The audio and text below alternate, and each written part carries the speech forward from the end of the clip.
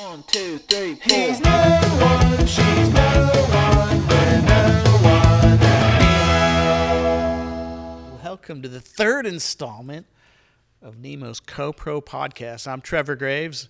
I'm one of the brand guys here at Nemo World Headquarters. And we've set up this podcast to kind of get acquainted with people in our community that are athletes, they're creatives, they're marketing directors, and they're entrepreneurs. And they all have great insights as to what makes this world tick. And so today we're here with Mike Crowell. Thanks for coming in. Thank you. We go way back. Again, we remember working on some Oakley stuff back in the day. And what's super interesting is just the career trajectory that you've had from, which I don't even know where you began. So we'll start with your grassroots, but you're able to take and start at agencies, go in-house at some big brands that we all know, and then even start your own agency. And through all of those, I'm sure there's plenty of wisdom that you could share with the kids at home. Well, thanks for having me.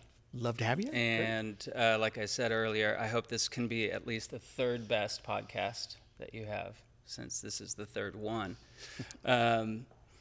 So if this is a little bit of this is your life, I'll start it off for the kids at home, because I think there's some good learnings there. But I came out of college and I said, I just graduated USC. I'm going to make a ton of money. So I looked out for the job that I could make the most money. I got a company car and I worked for Coca-Cola. So I'm working for Coca-Cola and I'm literally going at 4 o'clock in the morning into grocery stores and building displays. That's where my 4-year education at USC had got me. But I did have a company car. So I hated it. And so as the story goes, I was at home living in my parents' house. They were living in another place at the time, at the beach house. And my dad came home without warning. He wasn't supposed to be there. And my buddy and I called in sick to work. And there was probably like 30 beers on the table. And we were watching a World Cup at the time. Needless to say, this was at like 8 o'clock in the morning. So Dad was not very happy. So he said, I don't know what the hell is going on. You and I, living room talk tomorrow night. I said, okay. So he sat me down and he said, Mike, if you do what you love, you'll be really good at it. If you don't do what you love, you're going to suck. And so at that point, I kind of got to a place where I knew I didn't want to be executing marketing. I wanted to be the one creating it. And so I took like a 50% pay cut and went and worked for Oakley in Mather. And I was a secretary for like 20 people. At the time, and this is going to date me, they made business cards up for me that said, Global Director of Photo Reproduction and Facsimile Transmission. So, but I loved it. I was in the scrum. I was like seeing creative, be born, and like, where do they get the strategies that drive that? And that really kind of shaped where I went. And so I kind of worked my way up there I was always on the account and strategy side. And I remember I was working on, take a step back. My dad said, do what you love. And I said, I wanted to be a GM of an NFL sports team. And he was like, that's frickin' great. There's 30 of those in the world, and that should be easy. And he said, well, get yourself on the path. So my path was going to be through marketing, and I was going to get on a sports account, and I was going to find my way to make that happen. So my first job at Oakley, I'm a secretary for 20 people. I get awarded on account, and what is it? Polly Pocket and Mimi and the Goo Goos.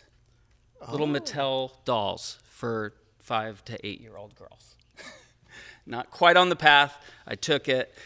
But the one great learning there was I would go to Mattel, and they would do these like little testing of like these little tiny toys, and they'd bring in like 6 to 8-year-old girls, and I'd sit behind a one-way mirror and watch them.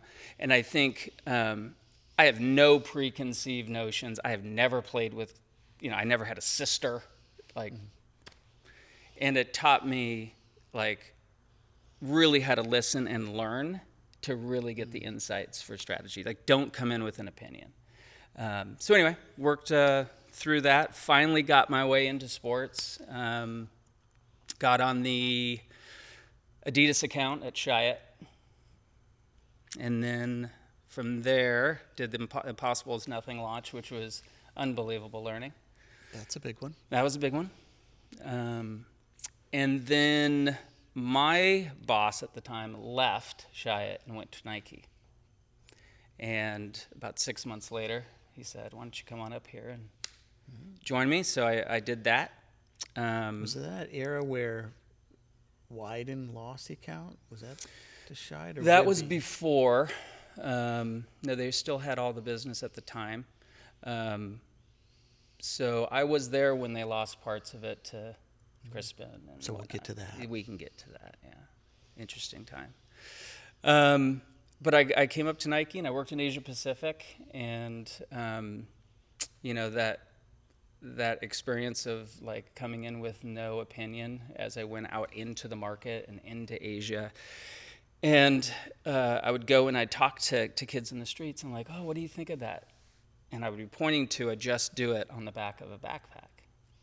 And they're like, that's what's on backpacks, Nike backpacks. So they had never really understood, like you take it for granted. It's like, oh, Nike's been around forever. Everyone around the world knows it. But those kids hadn't. They'd never been really taught what the soul of that meant.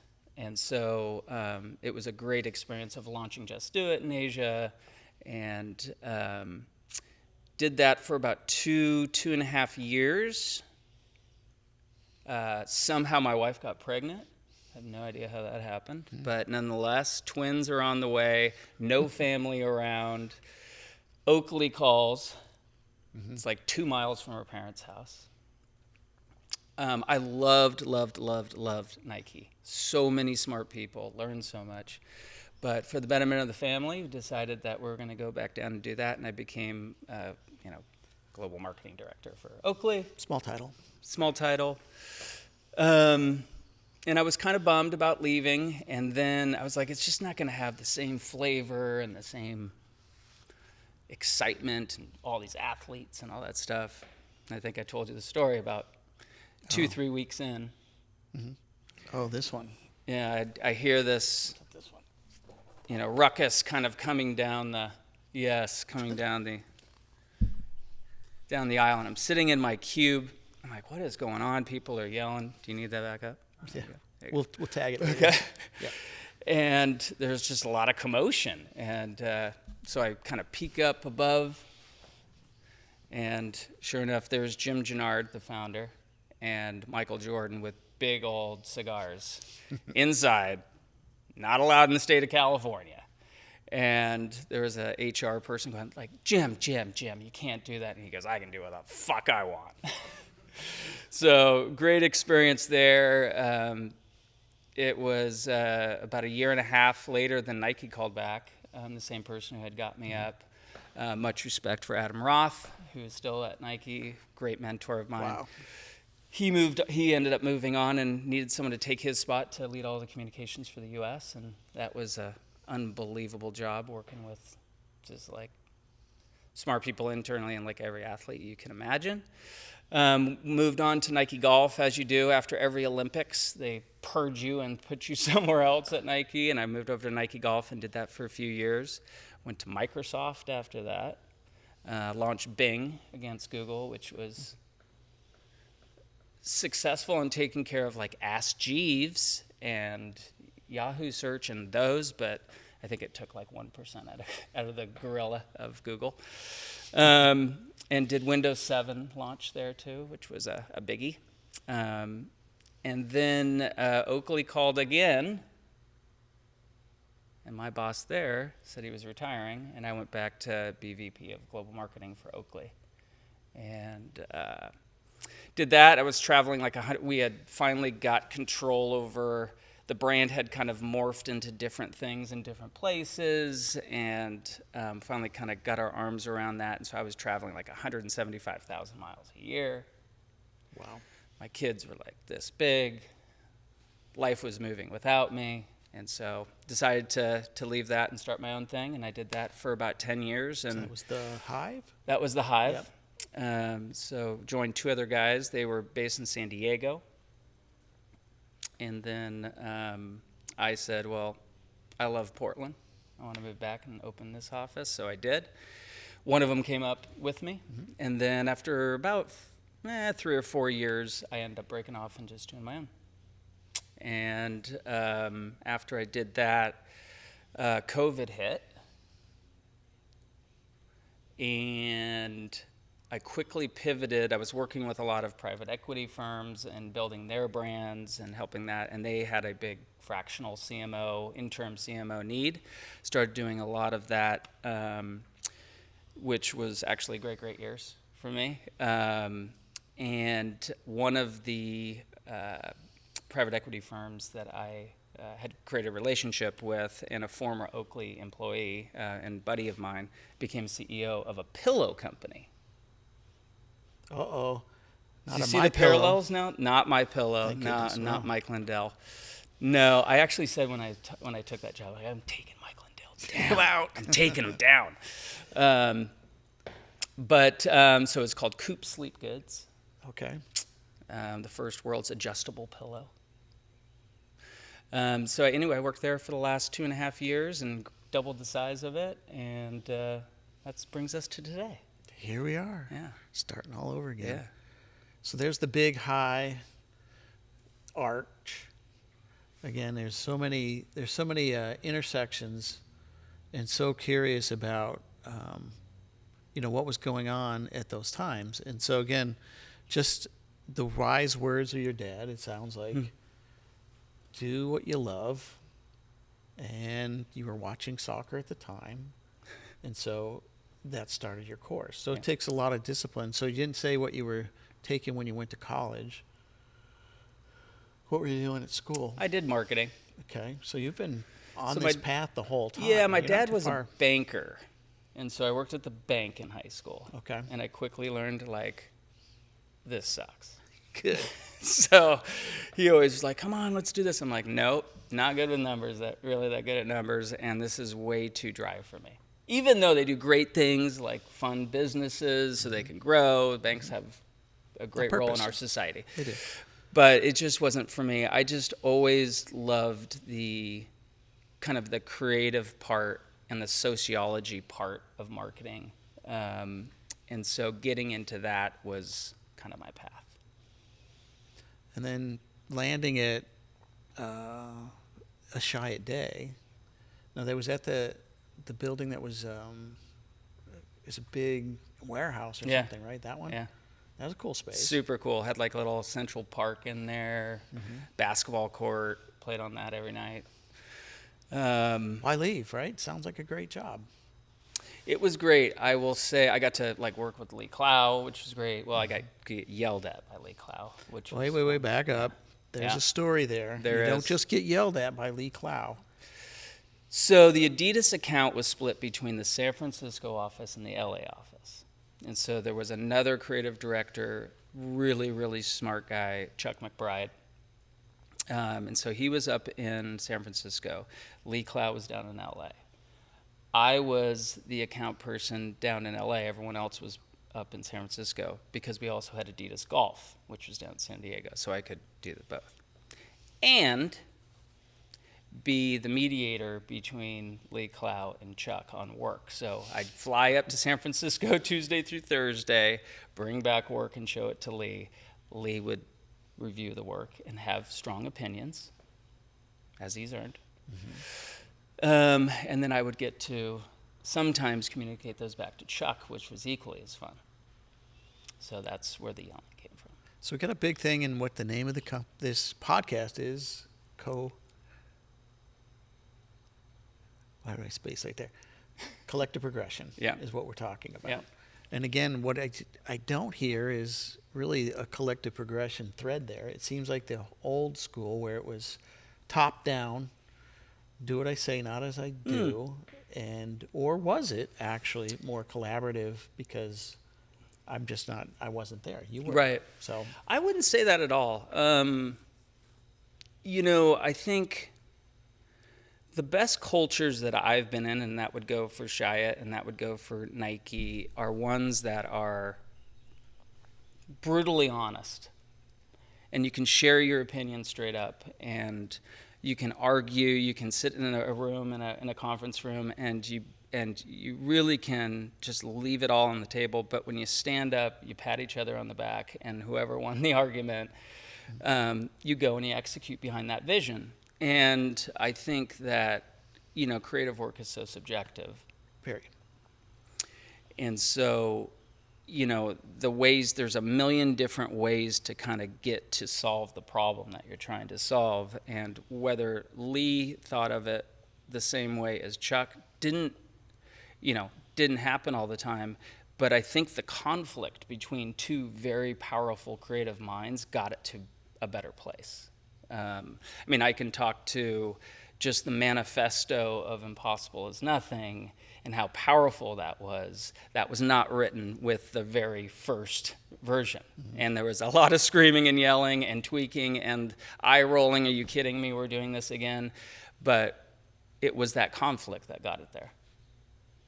And so conflict, go a little deeper there. That feels uncomfortable. Yeah. And then where along your journey did that actually become a positive and not a negative? Well, when you're young and the conflict comes, it's quite scary, especially if it's coming from someone above. But I think that you start to learn and you start to observe how this is happening. Chuck was underneath Lee, but he wouldn't necessarily do everything that he said. Or even on an account side or a strategy side where you'd start to see more experienced people push back in regards to, well, did we think about this? What about this angle? This consumer insight doesn't work on that strategy or whatever it would be. And I think, that's where just really being a sponge and having your eyes open and your ears open and soaking all that in every single time you're in a meeting with people you respect and seeing how they can overcome objections. And so I kind of learned that, and you kind of embrace that when someone comes at you with a strong opinion, mm-hmm. That you can listen to that opinion and then process back why you believe differently. And I think that, God, if our politicians could have that skill, it would be a better world. I wasn't going to say anything. Right? But, you put it out. We're not going there. But, I think, that's where you really start to see ideas come to life. And one seed of an idea ends up pivoting a bunch of different places, mm-hmm. and ends up you can still kind of draw a line to maybe where the origin was, but it really flourished because the ability to have that conflict and allow people to add to your idea, to shift it a little bit, to make it better is great. And I grew up with three brothers. My dad was a military guy, mm-hmm. so conflict was always there. Inevitable. Yeah. So anyway, yeah, I think it's very, very healthy. I think it's the direct opposite, and I won't name the company of this, but when I worked there and it was very passive aggressive, you don't get that same triggering of ideas, and you don't get that same kind of culture of people going like, hey, what if we did this? What if we did that?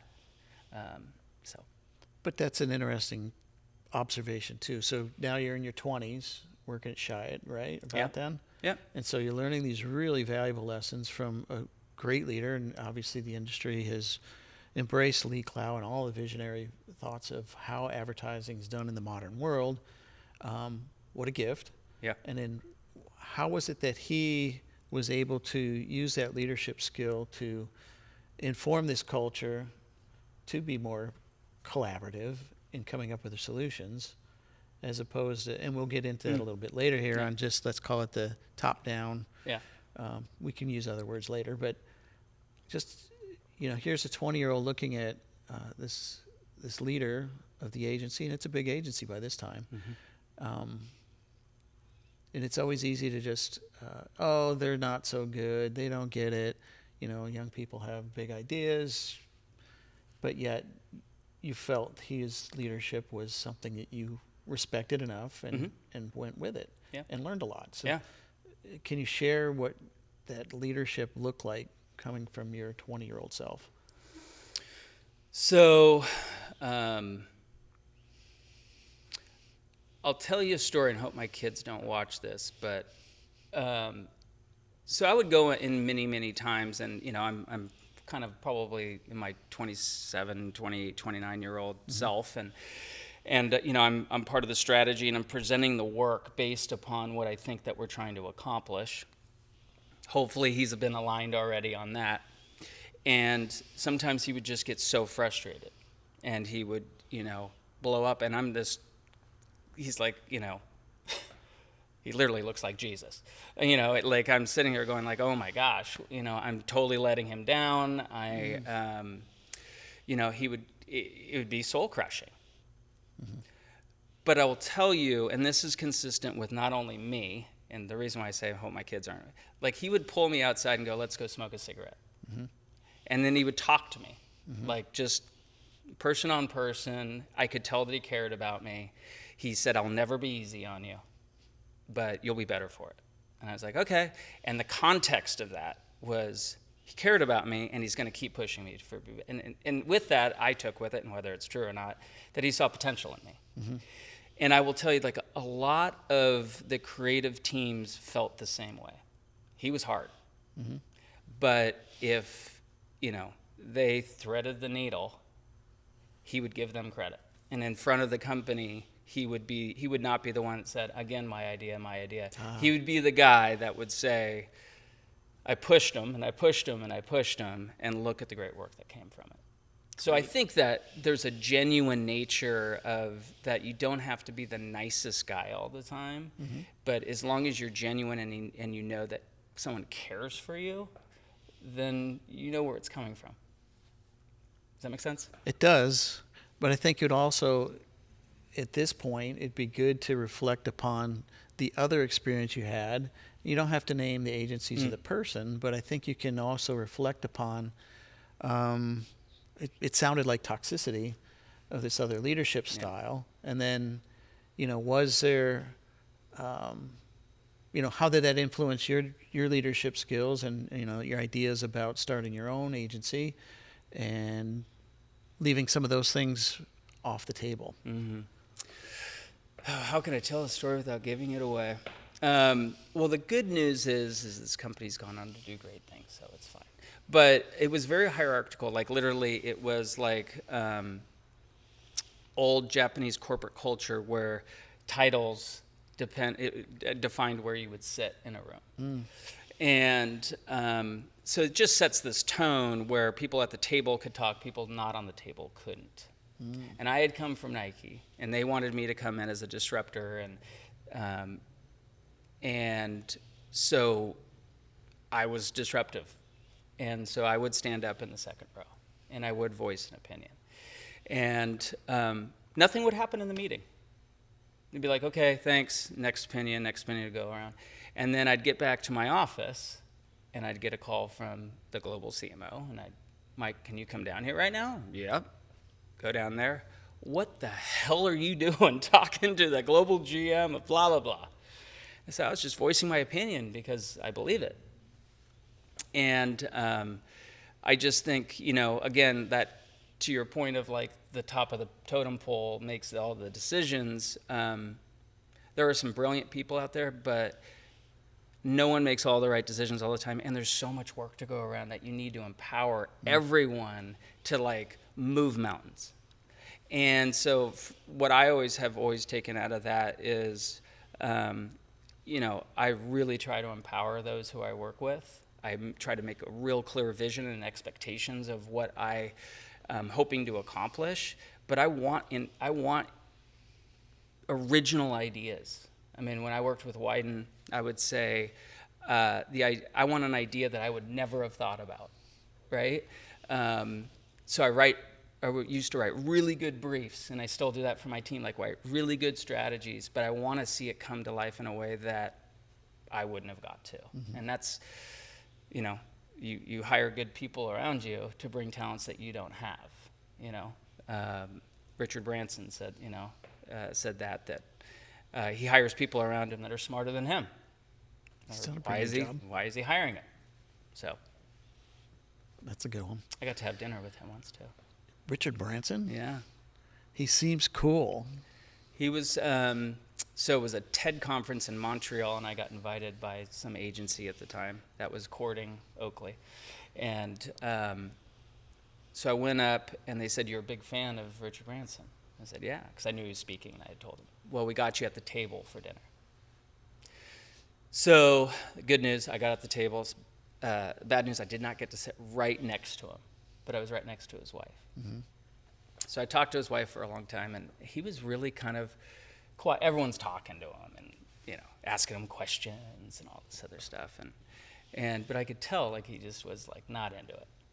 Super nice. And I asked her, like, "So does he like doing these types of things?" She's like, "Oh, he hates it. He feels like a show pony." And anyway, super, super nice. I didn't get to spend a ton of time with him, but. I'd say if there was one of those, you get those icebreaker questions. If you could have a dinner with anybody alive or dead, Mm-hmm. I would probably pick Richard Branson. He's up there. Yeah. He's up there. As long as it was at his island. Yes. Yeah. Yeah. On my terms. Yeah. Yeah. It'd be No, cool. he's up there. I mean, brilliant guy and knows how to set culture, that's for sure. And again, a great example of collective progression because he's surrounded himself with smarter people. And then, again, a functioning dyslexic is also sort of one of his superpowers, is that he probably couldn't do the job. He had to have somebody Yep. else do the copy work because he Yep. probably just wasn't any good at it. Yeah. So, Yeah. good thing, bad thing, who knows? Yeah. But it worked Yeah. out well for him. And yeah, more power to him. I like those stories. But again, some other guy that owns an island that we also know, that we talked about a little bit earlier. Yeah. What was it like with Jim Gennard? And I can share my story with Jim Gennard, and that coming up the ranks as a snowboard shooter, to get the Oakley ads was a big deal. And so I'd had my friend Jason Ford was on the Oakley program at the time, and so I wanted to get the shot to get the paycheck and, keep the whole thing going. I was always competing against this guy, Jim Gennard. And I'm like, why is this guy always getting? And then somebody tells you, oh, he owns a company. Like, why is the owner always shooting his own pictures? And it's like, took a little while to kind of figure out that he was a really good shooter and is very passionate about it. And then you kind of take it a step back, and Mark Lumen is one of our founders here, and he worked on Freestyler magazine and was very involved in the BMX world. And so we know that that's Jim's, one of his first projects was the grips on BMX bikes. Yep. And so to have the Oakley grips back in the day was like, you couldn't find them. They were hard to get. They were 10 times more than the next grip. But you had to have the Oakley grips. And so to watch this guy as an entrepreneur transition from selling car parts to bicycle grips to, making sunglasses and ultimately selling it and then going into red. And hearing the stories about just how logical the idea of red was at the time and just where it went. And again, now he's sold that. And, I'm sure he's a recluse on his island up in the San Juans and does whatever he can do because he's got billions of dollars. But again, what was going on inside that bunker? So, kind of everything you've ever heard about Jim Gennard was true. He was like a complete maverick thinker. Like he was allergic to doing something that had already been done. And so having this kind of super brave kind of maverick spirit drove everything that they ever did. I mean, so if something was normal or something was on trend, be ready to feel that from him. That's just not who he wanted to be. And he always believed that, people don't know what they want yet. It is our kind of job to invent that. And so his initial design ethos was, we will create products with a purpose beyond reason. So things that people couldn't think about yet. And he was a brilliant mind. He was like a chemist or something in college. And so that was the spirit of it. And so you had sports marketing people and product designers that were just putting crazy drawings all over the place. Mm-hmm. And you had marketing people going, how am I going to sell that thing? Like everyone's buying Ray-Bans. Yeah. Yeah, I'm not gonna sell that. But I can sell the Oakley blade. Yeah, like imagine that when that came Yeah. out the first time. I remember seeing someone on the beach and going like, "What is that?" 3 years later, and I grew up playing volleyball and stuff. Every single volleyball player wore them. So, he just really believed in that and was brave enough to continue to keep doing it over and over and over again,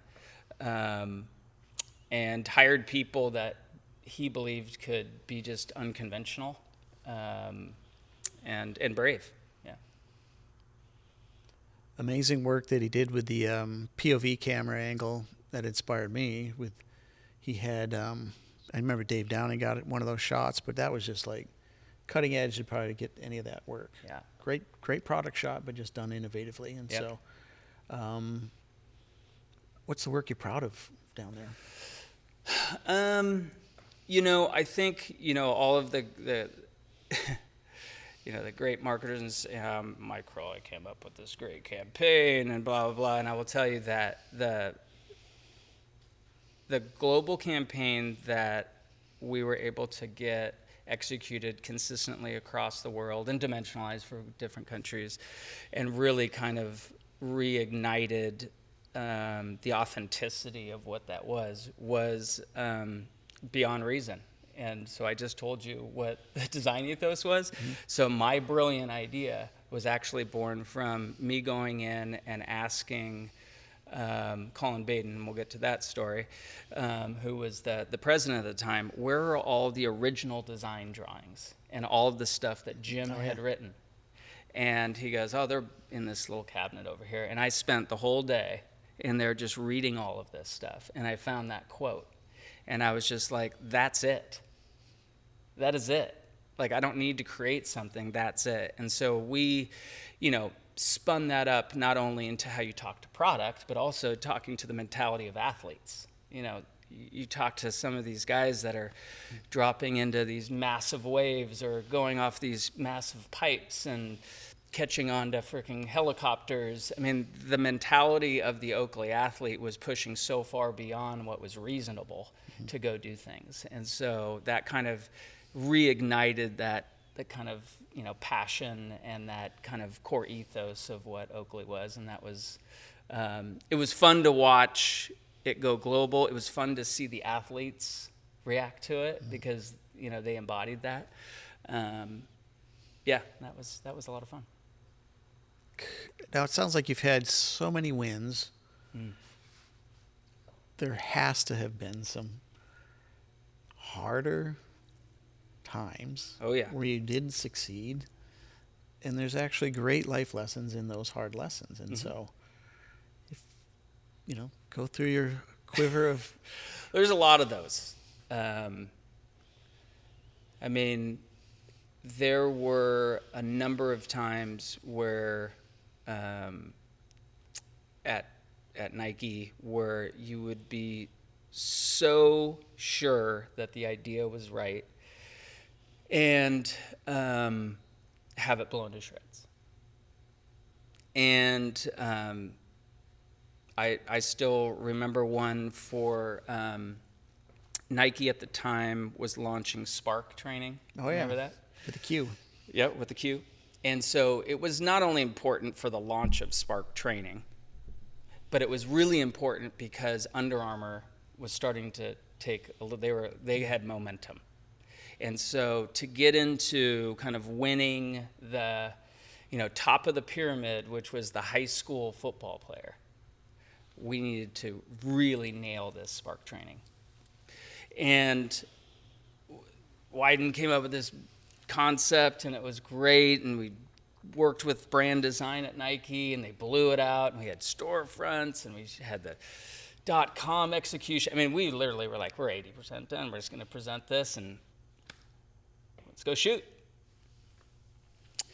And I still remember the meeting, and I'll say, Trevor Edwards killed it, but because of that, we came to a much, much better spot at the end, which was the my better is better than your better, which if you haven't watched those commercials, they're super funny. Okay.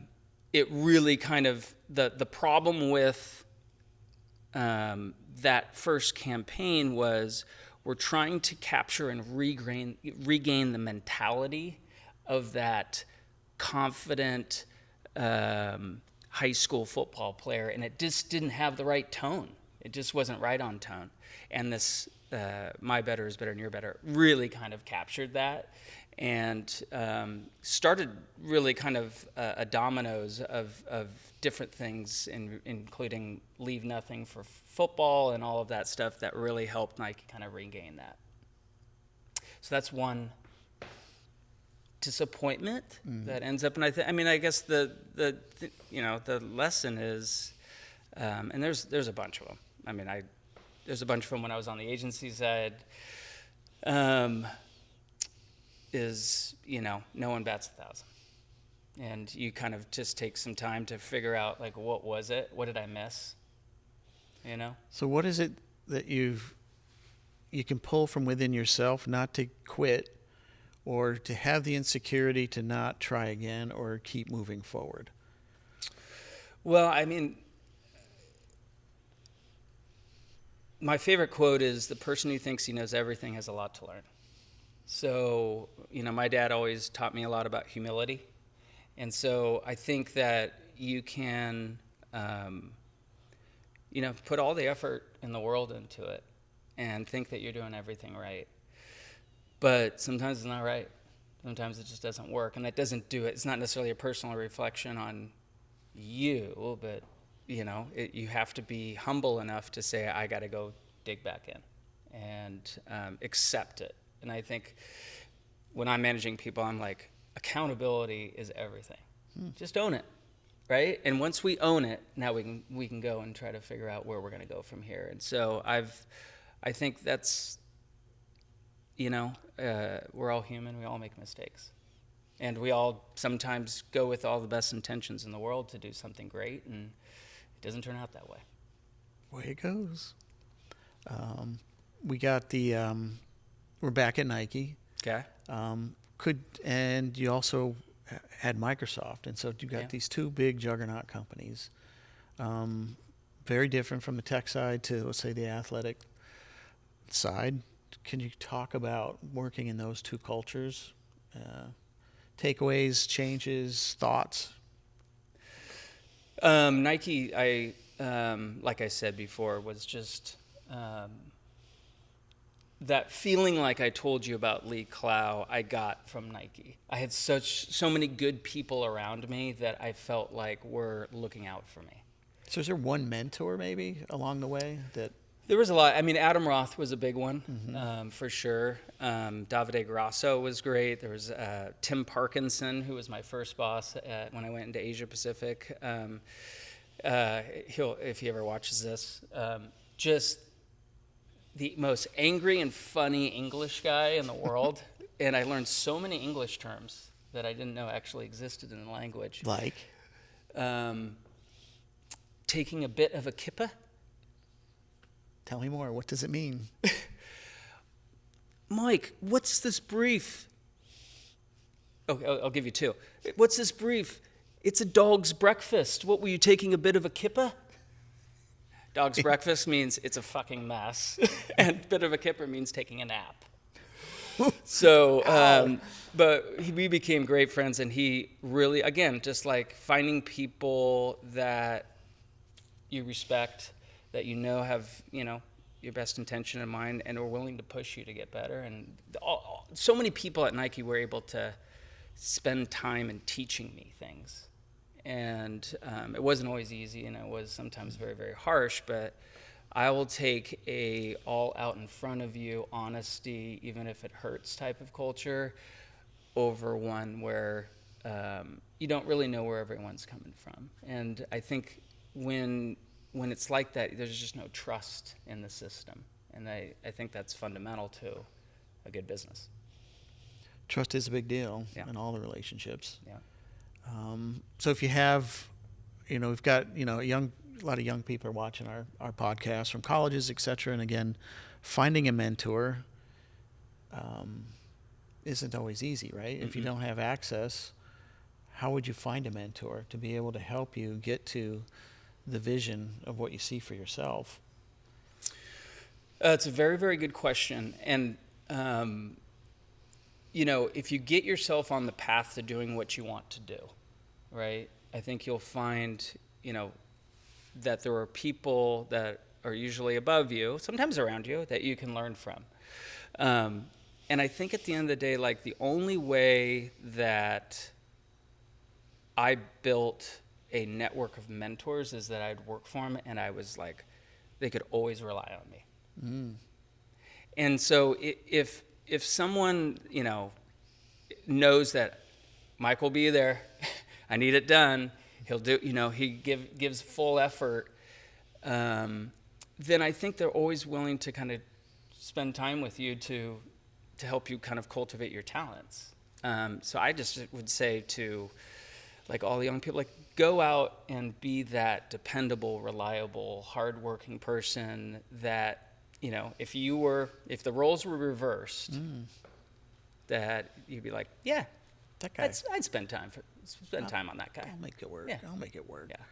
So there's now you've got a lot of this corporate experience, and now it's time to start your own agency. So tell me about the precipice of, like, okay, I can do this, and then there's a journey there as well. That there is. I'd kind of gone through, like, all of the travel and climbing the ladder. And then I got to the top of the ladder, and I'm like, success is defined as, is it how much money you make and what your title is and all that stuff. And believe me, part of that's important to me. I'm a little vain.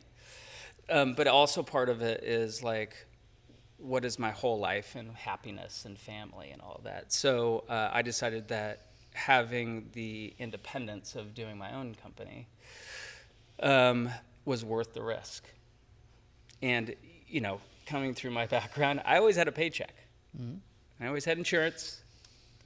And I knew what that was going to be. And I started from zero, and I pulled out $5,000 out of our savings account, and I rented an office of a local agency here, Watson Creative.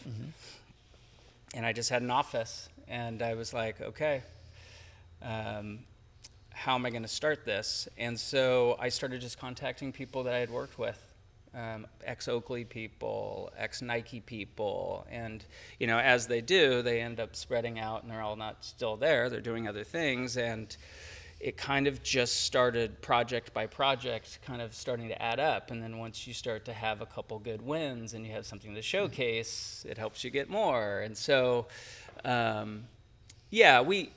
think the model that I had was also really incumbent on all of the relationships I had built through all of the Microsoft and Nike and the Oakley days, where, it was me and a couple other guys, and then I had this massive network of, like, producers and creatives and writers and all of those things. And so that was really fortunate, where for some reason, who knows why, they still wanted to work with me. And so I'd call them up, and I'm like, hey, you got any time? And I would get, I had worked on Fender for a while, and I'm like, oh, I remember, Eric used to play the guitar. He loves the guitar. He has like 10. And so being able to kind of pull in people based on projects. So, it was a great ride, for sure. So again, what I hear it's a game of who you know. Don't burn any bridges. Right. Relationships matter. Relationships are a big deal. Yeah. And it's that. And you named it, right? Hive Collective, was that right? The Hive Collective. Correct. Was the first one with the two other guys, and then I split off and started my own at Audible. And so you've been at it independently, and now all of us hit some turbulence during the pandemic. Yeah. That was tough on everybody, and we're kind of coming out of the backside of it. And so were there any learnings or insights from going through that traumatic event? Oh, boy. Just from you can empathize with this, but just like from a business owner perspective, I don't think that you could ever have, what is your contingency plan? Like, I was like, oh, if we drop like 25% in billings, what's going to happen? Or do I need to pivot and start doing more of this type of work? But when the whole thing, like the whole ground underneath you falls, wow. And I don't know if you need to plan for that, nor like, That's true. that's just like living your life as a pessimist, that the bottom's going to fall out all the time. So, that COVID was really hard. And I think what I did was just like, okay, there's opportunity out there somewhere. Where is it? And how it presented itself was in a different fashion, where I wasn't actually working with my own agency teams and producing work because there was no new products getting launched, but actually going internal and helping companies who were trying to stay afloat and restructure for what the new world order was going to be, and had laid off a bunch of people and needed some leadership. And so I ended up doing that for a couple years, and some great experiences, and went well. We've always seemed to be able to stay ahead of it. Congratulations. And the next precipice is upon us with AI. And so any insights there, thoughts? Yeah, so, over the last, 5-7 years, I guess, you go through, especially, I'm sorry, but, our age, like you can quickly dinosaur yourself unless you stay, on top of it. So about 5-7 years ago, when I was doing the agency thing, I really started to try to learn as much, a lot about the performance marketing at that point, and less about AI because it wasn't quite there yet. And then I took a class at Northwestern Graduate School on data analytics and AI, and I just finished another one at UVA Darden School. And, it's moving so fast, but I do believe that there is a lot, some of the case studies of, there's one case study, and I'll tell you about it because it kind of encapsulates what I think.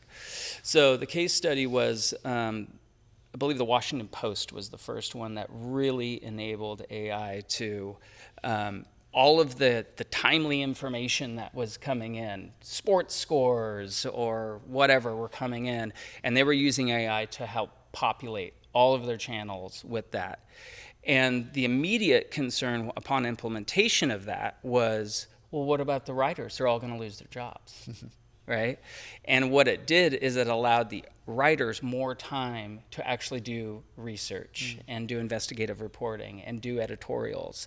And with that, the quality of their publication and the quality of their content went up. No one lost their job. They just did better work. And I think from a marketing perspective, when I was at Coop Sleep Goods, the performance marketing game is a lot of finding out where are the opportunities in the audiences and what types of creatives are working here and there to get the best return on that spend. And we actually hired a company called Prescient, which is really cool. You should look it up. But that utilizes all of these media models of people in your industry, people outside of your industry, to help kind of do all of the churning of that data that was just people doing it, to get to better decisions faster. The performance marketing director doesn't lose his job. They just make smarter decisions. So I think there's a lot of power in it. Personally, I'm very scared about it. I don't know if you just I can't remember what the name of it is, but in the last 2 weeks, the whole photo AI. Yeah. Wow. Yeah, my mom's not going to get it. She'll fall for it every time. Yeah. And then there's going to be new scams. It's Here's a picture of your kid in jail, send money. Yeah. It's like, yeah, it's crazy. they're going to unfortunately evolve just as quick, the scammers will, as us as marketers in using it. And then there's still the performance pieces of it. Again, we look at it daily here at Nemo, and the wordsmithing seems to be a pretty good tool and help you move along a lot quicker. But I think the visual part's still a little tinny. Yeah, just doesn't really feel. It looks like a Pixar movie. There isn't this unique ability that photos can still do. But I can see how you can get ahead of production. You're waiting for the molds, you're waiting for the product to shoot it. Now you can actually 3D render it and make things come to life a lot quicker to get the hype moving quicker, which could be a good thing. But you also mentioned something else too that's kind of was prevalent during the pandemic, and Nike was abusive of this is performance marketing versus, we'll call it, branding. Right. And you've got experience on both sides of that. I'd be curious to hear your opinions of best cases and worst cases of using both. Well, I think you brought up one of the worst cases, which is maybe one of the most beloved brands in the world got over-reliant on performance marketing and has let a lot of people come in and start taking a little bit of their lunch here and there. So, I mean, philosophically, I mean, be it AI or be it anything else, humans are humans, and they buy things that they like. Mm-hmm. And sometimes it's very functional, right? I'm a mom, and I need a car to take my kids around. Volvo's safe. Okay. And sometimes it's not. It's just a totally irrational, I like what they stand for. Mm-hmm. I like that they recycle everything. I like that they're a B Corp. Mm-hmm. Whatever it is. And so I think that to think that consumers will only buy when they have a need, and that's the only time that they're influenced at that time, is wrong. So you have to continue to build brand. Who are you? What do you stand for? And create that awareness and consideration in the mind. Oh, they're interesting. Next time I'm in the market for a pillow, mm-hmm. I'm going to take a look at them. Yeah. Right? And then the performance marketing is the bottom of the funnel, which is now I already am in their consideration set. Once they start triggering search, mm-hmm. I'm looking for a new pillow. Yep. We already are in their brain. So I think it's just you have to continue to invest in brand. And by investing, it's like, and it's really hard sometimes when you're sitting with CFOs and boards and they're like, I want you to get that return on ad spend from 5 to 6 to say, well, I can just go milk these channels a little bit more. And that's what a lot of people do. But what happens is that the pond dries up. We used an analogy the other day with the pond and fish. And I mean, your performance marketing is literally the fish are biting, and so you're going to convert as many as you can, right? There is some demand creation part of that, but if you can have brand on top of it, that pond stays full. Mm-hmm. And so it is the balance of kind of sometimes investing in that non-trackable, right, non-immediately attributable marketing efforts to ensure the best, most efficient result. And where I looked at, again, I guess what would be interesting is your version of what does brand mean? It's thrown out there and it's just sort of a word that's gotten overused. But again, I think some clarity on how you see it would be very interesting. Well, I look at like how people explain this all the time. I bet. And there's some very ethereal things, and I've just been, I look at it like from a very practical perspective, is that if brands are humans, then it's their reputation. Mm. And I kind of boil it down to that, which is, it is the reputation of the brand, and that is, how people see you and how do they feel about you and all of those things. And so, that's the crux of it, which is I'm going to invest in telling the story of my, that will build my reputation, not a product for a second. I'm kind of elevating above the product category. And I'm going to tell people that, I source my product from organic farms. Mm-hmm. And I built this frame to withstand a head-on collision because we care about kids. And that doesn't sell a particular car, and it doesn't sell a set of sheets or a pillow, but it tells people what you stand for, where you're going, what you believe in. And once they get into that consideration, that's why brand matters. And I think we were talking about Nike a little earlier, and my consensus sitting here on this side of the berm was just brand ended up being an insurance policy. And it's when times get tough or you have an athlete that does something that's not so PC, and your brand is able to withstand and move forward and keep going. We're a small brand. If something happens, they may just go out of business. Right.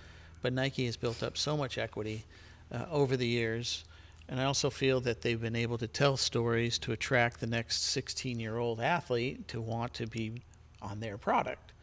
And I feel in this era, they just sort of, through the guidance of tech leadership, et cetera, is just, hey, let's just turn up the 20% off and let's do it all ourselves. And they failed to tell any more stories.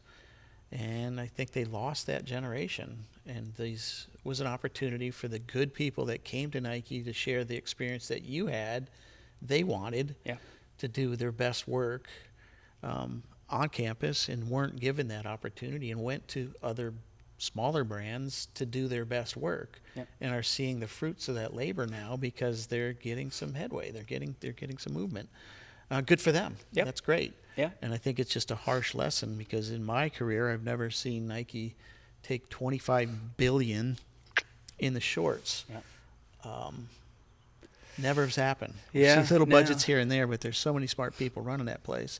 And again, as a citizen of Portland, Oregon, it's a big deal. I mean, there's so many mom and pops and Subways and cars. There's so much that is counting on that company being, and again, that's the capitalists talking. Sorry, I got a son at home that's not into capitalism, but it's how things work, and we need to kind of keep going as long as we can keep it in check, right? Yeah. And so I'm very optimistic on the new moves that are happening over at Nike now.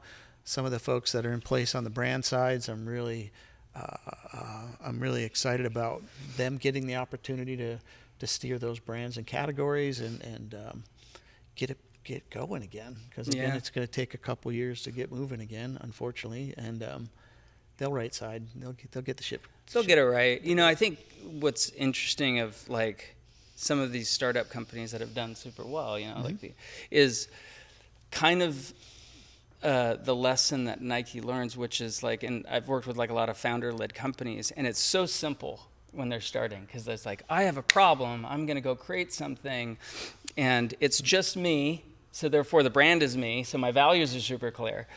And I think Nike was so clear on who they were. It was about innovation and the heart of the athlete. And I think they kind of lost that. Innovation wasn't, it was about tonnage. It was about 20% off and hitting channels with the right product at the right price point and all of that. And the dedication to the athlete and really delivering to that kind of got lost a little bit.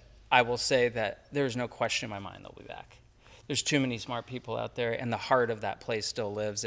But it's going to take some time to kind of course correct off that. But gosh, from my experience, no one could create more innovation, had more spirit of innovation than that. Kind of defining culture from a silhouette standpoint again.